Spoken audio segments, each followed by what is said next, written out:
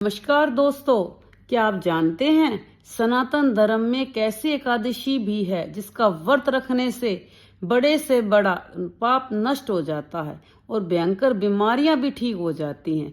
जी हाँ, हम बात कर रहे हैं योगिनी एकादशी की। पुराणों के अनुसार इस एक व्रत का पुण्य 88,000 ब्राह्मणों को भोजन कराने के बराबर है।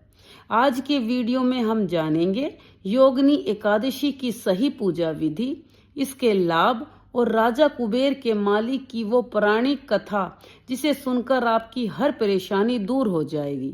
वीडियो को अंत तक जरूर देखें क्योंकि आखिरी में मैं आपको एक विशेष उपाय बताऊंगी। सबसे पहले हम जानते हैं इस व्रत के करने से आपको जीवन में सफलता के मार्ग खुल जाते हैं। यदि आपके शरीर में कोई लंबी बीमारी है या कोई बीमारी चल रही है, उससे आपको छुटकारा मिल जाएगा। जाने अनजाने में बड़े से बड़े पापों का भी नाश हो जाएगा। भाई, कभी हम भूल कर कोई ऐसा पाप कर देते हैं जो हमें पछतावा रहता है, उससे भी आपको मुक्ति मिल जाती है। जीवन में सुख समृद्धि आती है और मृत्यु के बाद मोक्ष की प्राप्ति होती है। अब बात करते हैं जो कि सबसे जरूरी है कि पूजा कैसे करें। सुबह सूर्योदय से पहले उठकर स्नान करें और पीले रंग के साफ कपड़े पहने। मंदिर की सफाई करके भगवान विष्णु या श्री कृष्ण की मूर्ति के सामने हाथ में जल लेकर व्रत का संकल्प ले। भगवान को पंचामृत से स्नान कराएं, फिर उन्हें पीले फूल, पीले फल, धूप और घी का दीपक अर्पित करें। भगवान विष्णु को सबसे जरूरी बात है, भगवान विष्णु को तुलसी का पत्ता जरूर चढ़ाएं क्योंकि इसके बिना उनकी पूजा अधूरी मानी जाती है। इसके बाद आप ओम नमो भगवते वासुदेव मंत्र का कम से कम 108 बार जाप करें। चलिए अब सुनते हैं इस व्रत की वो प्राचीन कथा जो भगवान कृष्ण ने धर्मराज युधिष्ठिर को सुनाई थी। सतयुग में अलकापुरी नगरी के एक राजा कुबेर भगवान शिव के परम भक्त थे। उनका एक माली था जिसका नाम था हेमा माली। हेमा रोज मानसरोवर से राजा कुबेर की पूजा के लिए सुंदर फूल लाता था।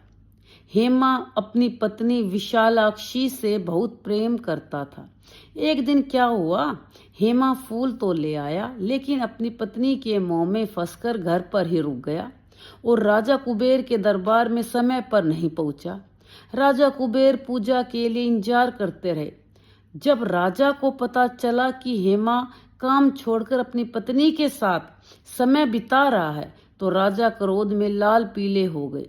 कुबेर ने हेमा को दरबार में बुलाया और शाप दे दिया, तूने भगवान शिव की पूजा में विघ्न डाला है, इसलिए तू तुरंत स्त्री के वियोग को झेलेगा और पृथ्वी पर जाकर कोड़ी बन जाएगा। शाप के कारण हेमा स्वर्ग से पृथ्वी पर आ गिरा और उसके पूरे शरीर में भयंकर कुष्ठ रोग हो गया। वह भूख, प्यास और बीमारी से जंगलों में भटकने लगा। एक दिन भटकते भटकते वह महान मार्कंडेय ऋषि के आश्रम में पहुंचा। ऋषि ने दया भाव से उसकी पूरी कहानी सुनी और कहा, हेमा, तुम आषाढ़ मास के कृष्ण पक्ष की योगिनी एकादशी का पूरे विधि विधान से व्रत करो।